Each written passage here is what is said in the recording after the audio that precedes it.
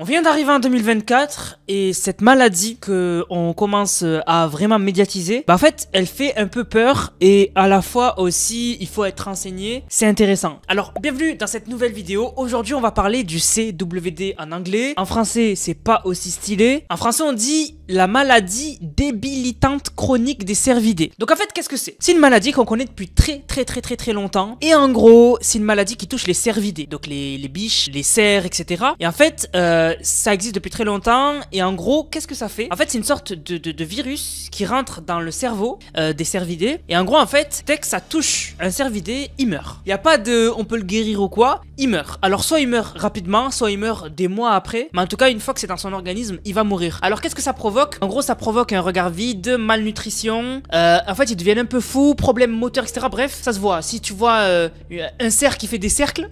c'est pas normal, voilà. Bref, en gros, ça les rend fous et c'est pour ça qu'on appelle ça un peu le virus un peu zombie. Parce que vraiment, les cerfs, ça les rend, enfin, tout ce qui est cervidé, ça les rend un peu comme des zombies. Ils ont un regard chelou, voilà, ils sont vraiment maigres, etc. Ils sont bizarres. Et en fait, c'est une maladie qui existe depuis tellement longtemps qu'au Wyoming, c'est quelque chose de commun. Et en fait, il y avait une estimation en 2017 qui disait que des humains mangeraient environ 15 000 cervidés infectés de cette maladie par an. Donc il y a des humains qui mangent, sans le savoir, des cervidés qui ont cette maladie. Et en fait, pourquoi on en parle récemment? C'est parce que les scientifiques ont peur que, en fait, ça saute la barrière de l'espèce et que ça touche l'humain. Et on serait bien dans la merde.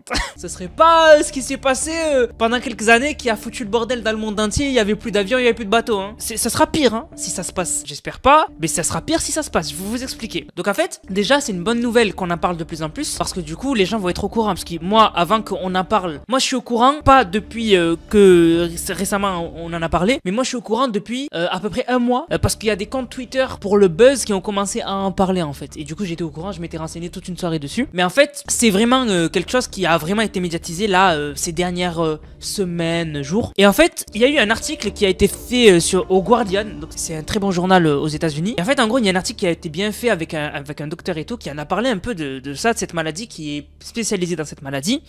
Et en fait, je vais vous dire à quoi résiste le virus. Vous allez voir, c'est une dinguerie. Hein. C'est-à-dire que, comme je vous ai dit, si tu le chopes, les cervidés qui le chopent, ils meurent tout le temps. Il n'y a aucun remède, etc. Le virus, il résiste. En fait, quand il est dans un environnement, le virus, pour qu'il parte, c'est abusé. Donc en fait, il est extrêmement compliqué à éradiquer. Il peut rester des années. Donc dans la boue, il peut rester des années ou sur les surfaces. Ça c'est une dinguerie. Ce qu'on a connu, c'était pas autant. Là, c'est des années dans la boue, dans la saleté, dans les surfaces. Aussi, il est résistant aux désinfectants, aux radiations, à l'incinération, jusqu'à 600 degrés. Alors, est-ce qu'il résiste aux températures basses? Ça, je sais pas, c'est pas précisé dans l'article, mais il résiste jusqu'à 600 degrés. Mais je sais pas si vous vous rendez compte. Il résiste à l'incinération. Genre, t'incínères un cervidé qui a la maladie. Si tu vas pas au-delà de 600 degrés, le virus est toujours là. Je n'ai jamais vu ça. En me renseignant, j'ai été vraiment choqué. Et en fait, on a le docteur Corey Anderson qui en a parlé. Alors lui, c'est récemment, il a eu son doctorat en étudiant en fait comment la maladie se transmet. Et en fait, il a dit, donc je cite, alors c'est traduction anglais-français, donc excusez-moi, je comprends bien l'anglais, mais la traduction, elle va pas être parfaite.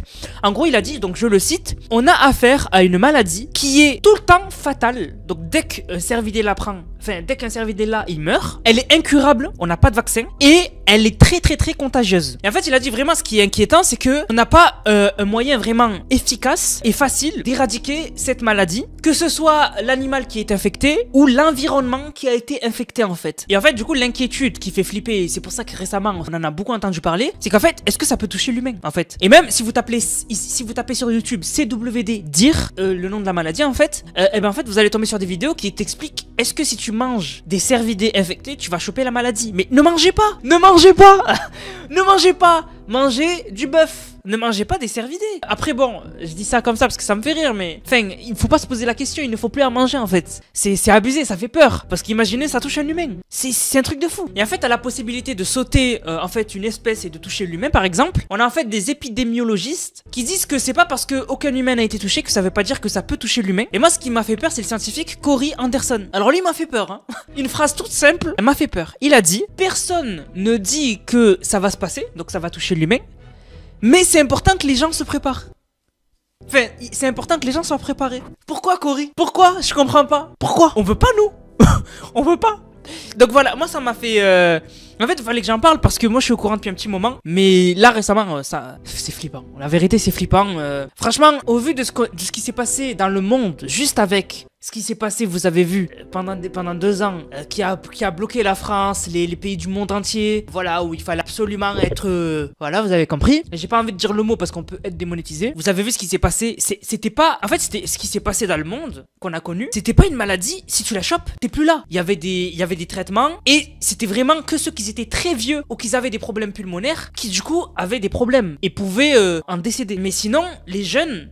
C'était pas grave, enfin c'était pas grave, c'était pas dangereux pour eux. Là on parle d'un truc, si ça touche l'humain, tu le chopes, c'est fini. Et vu comment ce qui s'est passé avec le premier truc, ça a touché les pays du monde entier. Donc du coup, imaginez si ce truc là touche l'humain. Enfin pour moi, il devrait y avoir un truc où on dit ne mangez plus ça, c'est grave. En plus là bientôt il va y avoir un truc de chasse, où du coup ils vont chasser les cervidés, ils vont les bouffer. Là les autorités ont dit, après la chasse, quand vous aurez chopé vos cervidés, vous les aurez mis dans vos camions, il faudra qu'ils soient testés avant que vous les mangiez. Vous pensez vraiment que tous les Américains vont les tester avant de les manger? Et il y en a, ils vont le bouffer direct. Il y en a, ils vont le mettre au four à 150 degrés et ils vont le bouffer. Et donc du coup, ce sera pas à 600 degrés, il y aura toujours le truc dedans, ils vont le bouffer. Et il se peut qu'on...